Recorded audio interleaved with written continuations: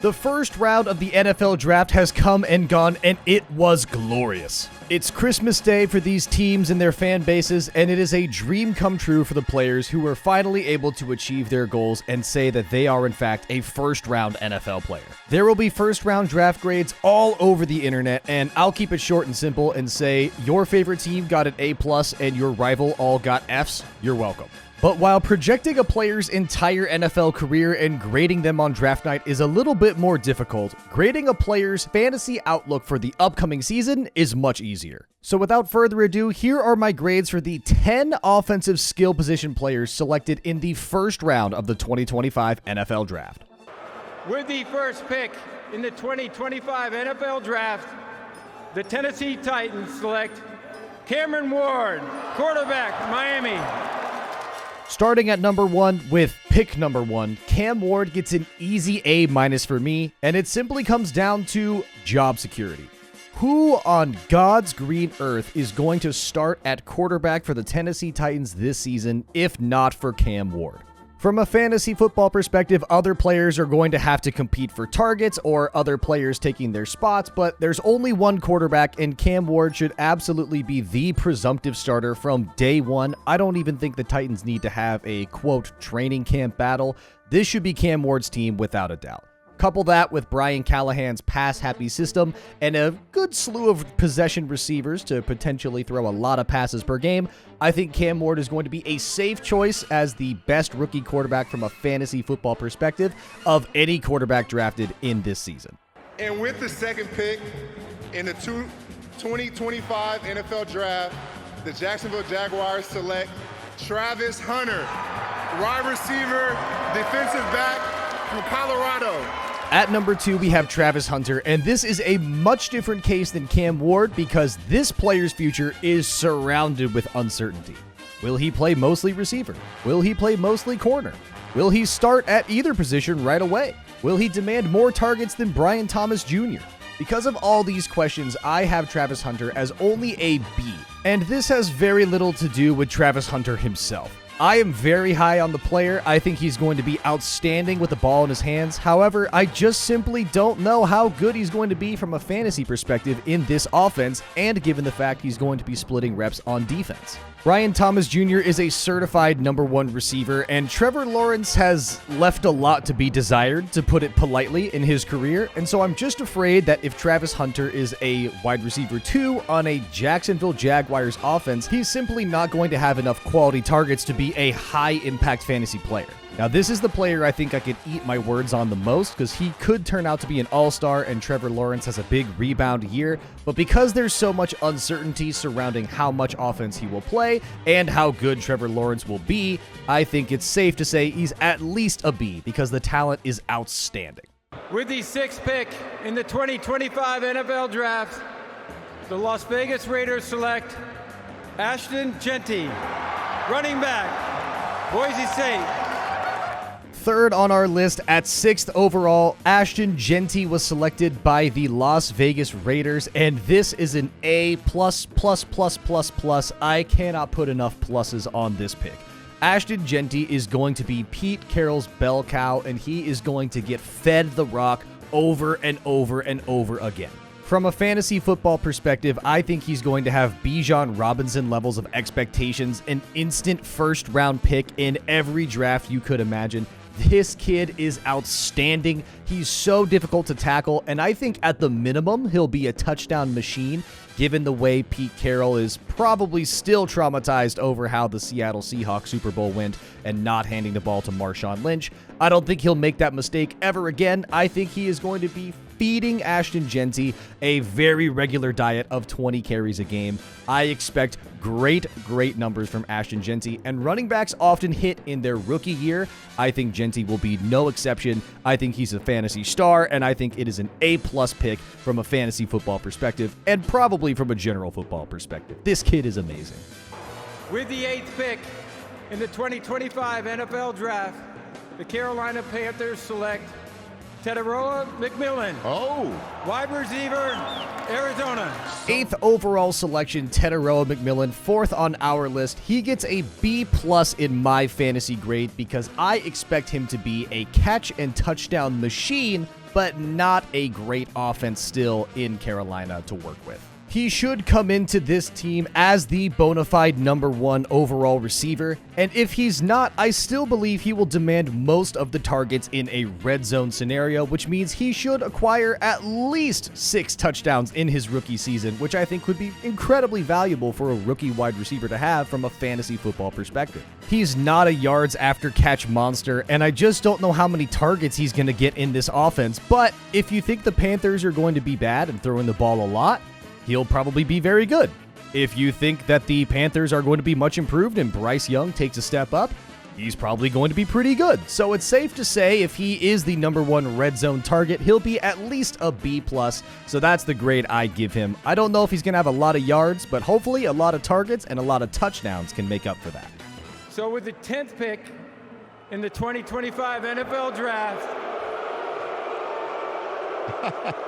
the Chicago Bears select Colston Lovelin, tight end, Michigan. Wow. 5th on our list and 10th overall, Colston Lovelin to the Bears only gets a C rating for me, and it's by no fault of his own. It's simply the fact that this Bears skill position room is stacked. In my opinion, this may be the best Bears skill position room I've ever seen in my lifetime, and I just don't know where a rookie tight end fits in from a volume of targets perspective, given the fact that there's already an established starting tight end in Cole Kmet, and there is a slew of good receivers surrounding Caleb Williams. I just don't know how many opportunities Colston Lovelin will have to make a big fantasy football impact.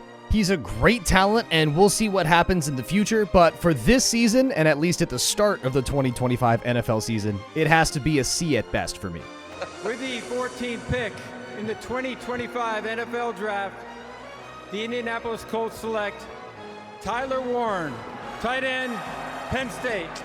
6th on our list, and at number 14 overall, Tyler Warren gets a B- for me. A little bit higher than Colston Lovelin for different reasons. First off, the Colts wide receiver room is not nearly as stacked as the Bears one is, and Tyler Warren should see immediate impact as the starting tight end in Indianapolis. However, this is a big however.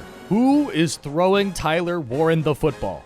If it's Anthony Richardson, I don't know how many targets he's simply going to get.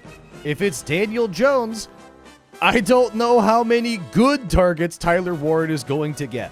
You could legitimately see Tyler Warren throw passes himself, depending on how bad the quarterback situation is in Indy. And because his fantasy outlook is so dependent on his quarterback, I just can't possibly give Tyler Warren any higher of a grade, even though I think he's an outstanding player.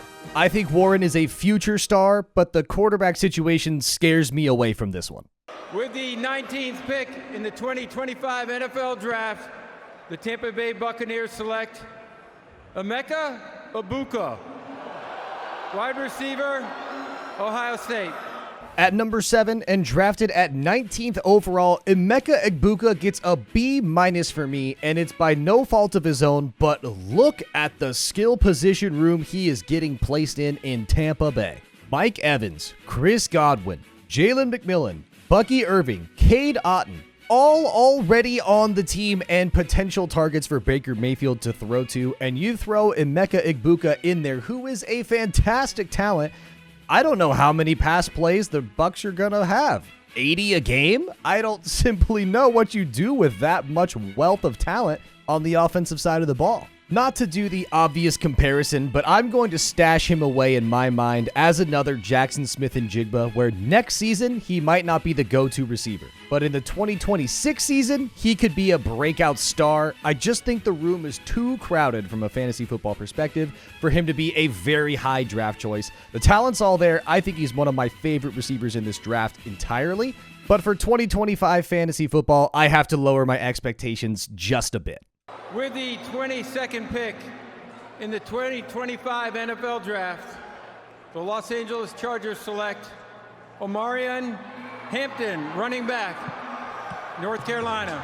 8th on our list and 22nd overall, Omarean Hampton to the Los Angeles Chargers gets an A grade from me. I think this is going to be very similar to the Ashton Jeanty pick. I mean, let's be real. It's a first-round running back in a Jim Harbaugh offense. The man is going to feast on his opponents with a very regular bell cow schedule.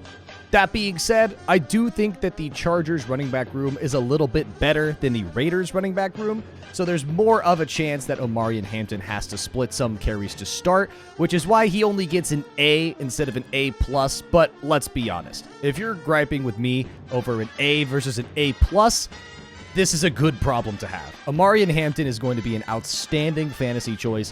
I don't know if he'll be a bona fide first-round pick like Ashton Genty should be in every fantasy draft, but Omarean Hampton absolutely is going to be a hot commodity, I think, early in some of these fantasy drafts.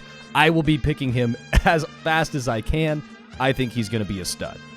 With the 23rd pick in the 2025 NFL Draft, the 13-time world champion Green Bay Packers, for the first time since 2002, draft a wide receiver.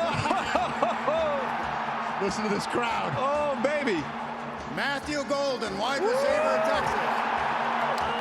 9th in this video and 23rd overall, Matthew Golden gets a B for me. I think he could separate himself on the Green Bay Packers as the #1 receiver, but that's a crowded receiver room full of very solid receivers. Of course, they drafted him to be the #1, the alpha, but given the fact that Jordan Love already has more game time experience with the receivers currently on the roster, I'm not sure if you can reliably expect Matthew Golden to get a lion's share of the targets immediately, like you can potentially expect TeAndre McMillan to have on the Panthers, where the room just isn't as crowded. With all that A- talent in the room, but no A+, we'll just have to see what Matthew Golden turns out to be. With the 25th pick in the 2025 NFL Draft, the New York Giants select Jaxson Dart, quarterback, Mississippi.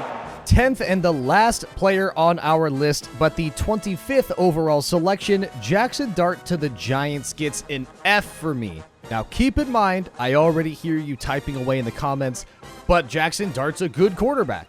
I'm aware, but this is a fantasy football video, and Jaxson Dart is simply not going to be playing first. Russell Wilson is the presumed starter, and until that changes, there's just no way you can justify picking any player that's a rookie quarterback on the bench with any pick in your fantasy football draft.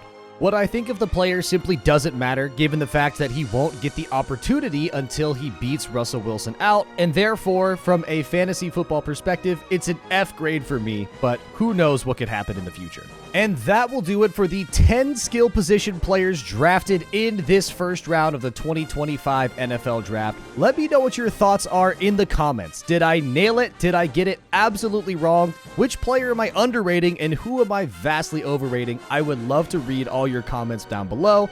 If you enjoyed the video or you found it helpful, please do consider subscribing to the channel. It's a brand new channel. Would love to have you guys support over here. And there are many videos coming out in the future. So get subscribed, stay subscribed. Thank you so much for watching, and I'll catch you all in the next one.